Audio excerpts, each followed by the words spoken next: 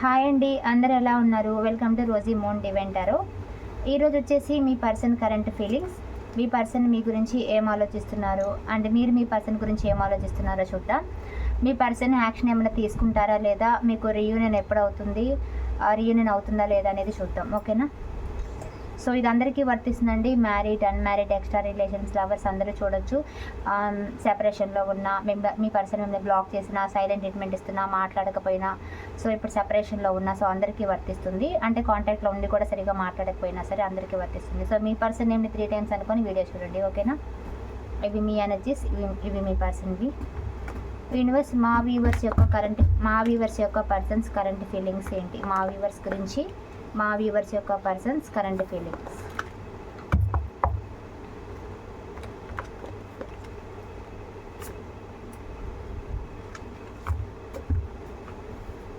రీసెంట్గా కానీ పాస్ట్లో కానీ మీ పర్సన్కి మీరు మనీ అయితే హెల్ప్ చేశారు. సో ఇక్కడ కొంతమందిది extra relations and wife and husband అయినా మీ మధ్యలోకి వేరే పర్సన్ రావడం వల్ల మీ పర్సన్ ఆ పర్సన్తో వెళ్ళిపోవడం, ఆ పర్సన్తో ఎక్కువగా మ్యారీడ్ వాళ్ళైతే మీ పర్సన్ వేరే పర్సన్కి అట్రాక్ట్ అయిపోయి మిమ్మల్ని, మీ పిల్లల్ని వదిలేసి మిమ్మల్ని పట్టించుకోకుండా వేరే పర్సన్కి అట్రాక్ట్ అయి వెళ్ళిపోయి ఉండాలి. అండ్ ఎక్స్ట్రా రిలేషన్స్ అయితే మీ పర్సన్ ఏంటంటే మీరు ఇప్పుడు ఎక్స్ట్రా రిలేషన్స్ మీది, సో మీ పర్సన్ అక్కడ ప్రియారిటీ ఇచ్చి మీకు టైం తక్కువ ఇవ్వడం కానీ అట్లా కూడా జరిగి ఉండొచ్చు. So extra relations, third party situation కనిపిస్తుంది. అంటే ఫ్యామిలీ ఆల్సో. సో ఇక్కడ మీ పర్సన్కి మీరు రీసెంట్గా కానీ పాస్ట్లో కానీ మీ పర్సన్కి ఫైనాన్షియల్గా హెల్ప్ కూడా చేశారు, మనీ పరంగా హెల్ప్ చేశారు.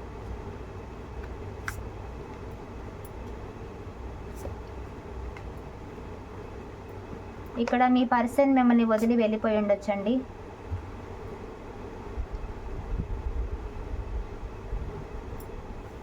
మీ పర్సన్ మిమ్మల్ని బ్లాక్ చేయడం కానీ, అన్నిట్లో బ్లాక్ చేయడం కానీ, లేదా నో కాంటాక్ట్లోకి వెళ్ళిపోవడం కానీ, మీరు వద్దు అనడం కానీ చేశారు. ఇక్కడ ట్రస్ట్ ఇష్యూస్ కనపడుతున్నాయి. మీ పర్సన్ మిమ్మల్ని నమ్మట్లేదు, లేదా మీరు మీ పర్సన్ని నమ్మట్లేదు. ట్రస్ట్ ఇష్యూస్ ఉన్నాయి. అంటే మీ పర్సన్కి మీద నమ్మకం మీకు లేదు, లేదా మీ పర్సన్ మిమ్మల్ని నమ్మట్లేదు. సో ట్రస్ట్ ఇష్యూస్ ఉన్నాయి. అండ్ చాలామంది ఏంటంటే మీ పర్సన్ మీ నుంచి ఈ రిలేషన్ వద్దు, ఇంకా ఈ రిలేషన్ ముందుకు వెళ్ళదు. అంటే మ్యారీడ్ వాళ్ళైతే మీ పర్సన్ మీకు కమిట్మెంట్ ఇవ్వట్లేదు, ఫ్యామిలీ ఒప్పుకోవట్లేదు అని చెప్పి కమిట్మెంట్ ఇవ్వట్లేదు. అండ్ ఏ రిలేషన్ అయినా లైఫ్ లాంగ్ ఉంటానని చెప్పి ఇప్పుడు నువ్వు నాకు వద్దు అనేస్తున్నారు. అంటే మ్యారీడ్ వాళ్ళైనా సరే నువ్వు నాకు వద్దు, డైవర్స్ కావాలనడం కానీ, లేకపోతే నువ్వు వద్దు అనడం కానీ, నీతో నేను ఉండను అనడం కానీ అలా అయితే చేస్తున్నారు. సో ఏ రిలేషన్ అయినా సరే కొంతమంది వద్దు అనడం, లేదా సపరేషన్లో ఉండడం, కోపంగా వెళ్ళిపోయి దూరంగా ఉండడం అయితే జరిగింది. చాలామంది సపరేషన్లో ఎండింగ్లో కనిపిస్తున్నారు. అండ్ ఎంత సపరేషన్లో ఉన్నా కూడా బట్ ఈ పర్సన్ మిమ్మల్ని మర్చిపోలేకపోతున్నారు, ఇంకా మర్చిపోలేదు.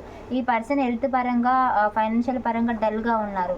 అండ్ ఈ పర్సన్కి ఇంకా మీరు గుర్తు వస్తున్నారు, మీతో ఇంకా ఈక్వల్ గివ్ అండ్ టేక్ ఉంది. అంటే వాళ్ళకి ఏమనిపిస్తుందంటే ఇక్కడ మీరుంటే వాళ్ళ లైఫ్లో వాళ్ళకి మనీ హెల్ప్ చేస్తారు, అండ్ వాళ్ళకి ఈక్వల్ గివ్ అండ్ టేక్ ఇస్తారు, వాళ్ళకి వాల్యూ ఇస్తారు, వాళ్ళని ప్రేమగా చూసుకుంటారు, చాలా బాగా వాళ్ళని చూసుకుంటారు అనేది మీ మీద ప్రేమ అయితే ఉందండి. వాళ్ళు డెఫినెట్గా ఏంటంటే మీరు ఉంటే వాళ్ళ లైఫ్లో ప్లస్ పాయింట్ అనేది మీ పర్సన్కి అర్థమైంది.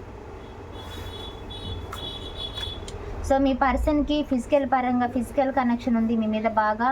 సో అంతా పాజిటివ్గానే వచ్చింది, కొంచెం కూడా నెగిటివిటీ లేదంటే ఏదైతే ఎండింగ్లో ఉండి మీ పర్సన్ మీతో ఎవరైతే రూడ్గా బిహేవ్ చేశారో ఫైనల్గా, అంటే పాస్ట్లో కానీ రీసెంట్గా కానీ మీ పర్సన్ మిమ్మల్ని ఇంతకుముందు నువ్వు నాకు అవసరం లేదు, మన రిలేషన్ వద్దు అని గొడవలు పడి వెళ్ళిపోయి ఉండొచ్చు.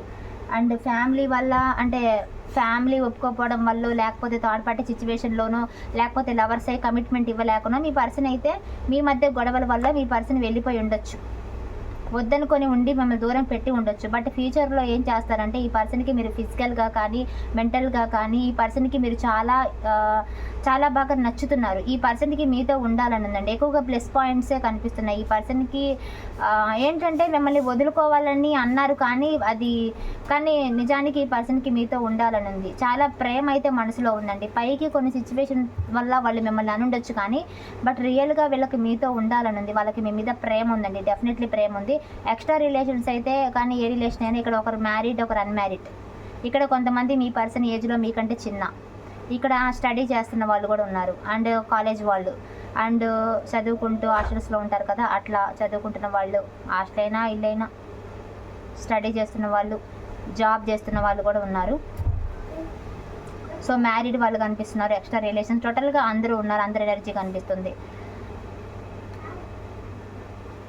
సో మీ పర్సన్ ఏంటంటే కోపంలో ఏవేవో మాటలు అన్న పర్సన్ అండి. అంటే కోపంలో ఈ పర్సన్ బాగా ఏదో ఒకటి మాటలు అనేస్తారు, తర్వాత ఆలోచించే పర్సన్.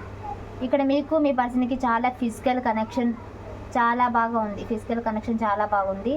డెఫినెట్లీ మీ పర్సన్ అయితే మిమ్మల్ని మర్చిపోలేదు, డెఫినెట్లీ మిమ్మల్ని వద్దనైతే అనుకోవట్లేదు. వాళ్ళకి కరెక్ట్ పార్ట్నర్ మీరే అనుకుంటున్నారు, డెఫినెట్లీ మీరే అనుకుంటున్నారండి వాళ్ళు. ఇంకా చూద్దాం మీరు మీ పర్సన్ గురించి ఏమనుకుంటున్నారు. చూడండి మీ ఎనర్జీస్ మీ పర్సన్స్ ఎనర్జీస్ ఎలా మ్యాచ్ అవుతున్నాయని. యూనివర్స్ మా వీవర్స్ యొక్క కరెంట్ ఫీలింగ్స్ ఏంటి వాళ్ళ పర్సన్స్ గురించి, మా వీవర్స్ యొక్క పర్సన్స్ గురించి, మా వీవర్స్ యొక్క కరెంట్ ఫీలింగ్స్.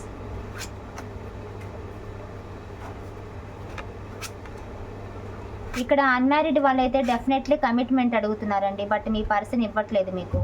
సో మీ పర్సన్ ఏంటంటే మీ పర్సన్ వాళ్ళ మదర్కి భయపడే పర్సన్ అండ్ వాళ్ళు మీకు కమిట్మెంట్ ఇవ్వట్లేదు. అన్మ్యారీడ్ వాళ్ళైతే మీ పర్సన్ వాళ్ళ మదర్కి భయపడుతున్నారు, మీ కమిట్మెంట్ ఇవ్వట్లేదు. ఎవరైనా ఫీమేల్ మీకు అడ్డొస్తున్నారు మీ పర్సన్ మీ కమిట్మెంట్ ఇవ్వడానికి.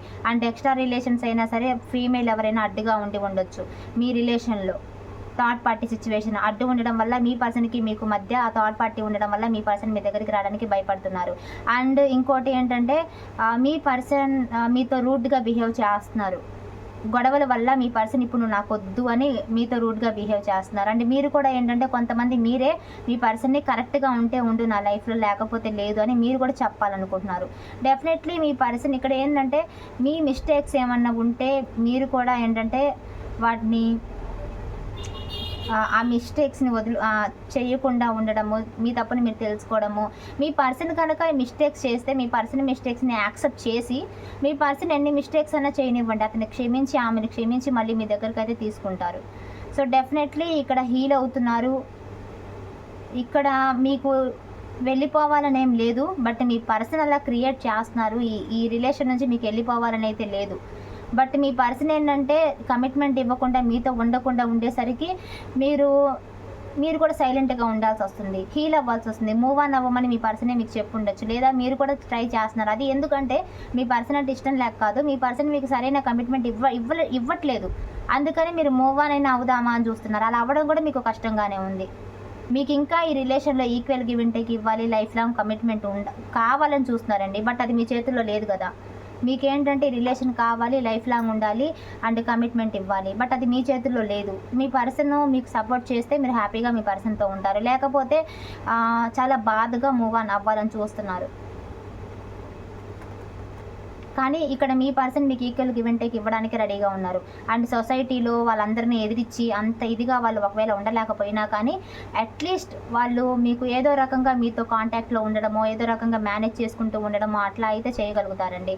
బట్ ఇక్కడ పర్లేదు, ఇక్కడ ఏంటంటే మరీ అంత ఇదిగా ఏం కూడా లేదు, బాగానే ఉన్నాయి ఫీలింగ్స్. వాళ్ళకి మీ మీద ఇష్టం కనిపిస్తుంది, చాలా బాగున్నాయి. డెఫినెట్లీ మీ పర్సన్ మీ దగ్గరికి రావాలి అనుకుంటున్నారు అండ్ చాలా మిస్ అవుతున్నారు. మీతో ఫిజికల్ కనెక్షన్ ఉంటే కనుక మిమ్మల్ని చాలా మిస్ అవుతున్నారు.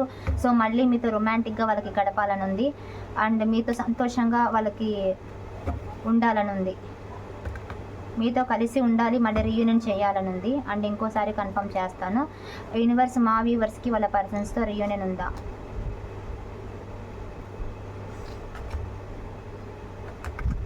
ఈ సపరేషన్ అనేది ముగుస్తుంది, ఈ ఎండింగ్ అనేది ముగిసిపోతుంది. ఎవరైతే హర్ట్ అయిపోయారో మీకు